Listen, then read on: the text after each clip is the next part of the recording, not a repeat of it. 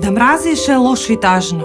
Да сееш омраза е уште полошо и уште потажно. Во овој амбиент на хаос и безредие, кој го создаде власта, говорот на омраза е во огромен пораст. А најтрагично е што власта, наместо да стимулира економски развој, стимулира омраза и поделби. Мобингот царува.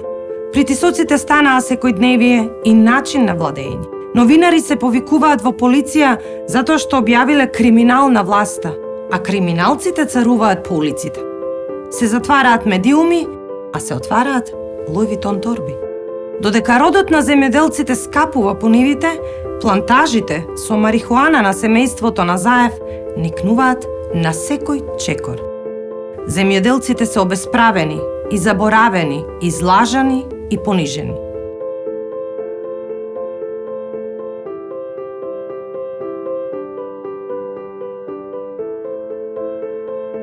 Но што да се очекува во земја во која под власта на Заев секој закон го прекршија, секоја процедура ја повредија, секој диалог го нарушија?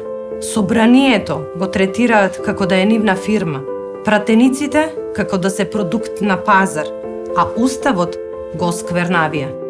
Додека Заеви станаа најбогатото политичко семејство во Европа, Македонија официјално стана најкорумпирана земја во Европа, владењето на Заев и Спасовски е прогласено за хибриден режим и ги имаме најниските плати и најнискиот економски раст на Балканот. Нашата борба е борба за повеќе за секого. Како ќе се избориме за повеќе успеси? Со многу работа, со почитување на законите, редот и поредокот, кои мора да важат за сите.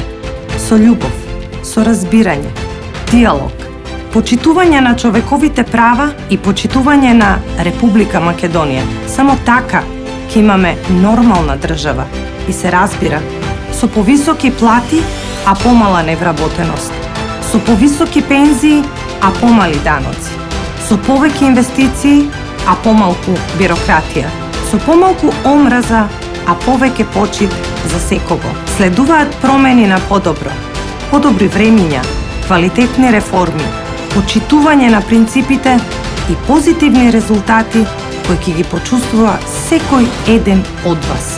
Тоа ви го ветуваме и тоа ветување ќе го исполниме.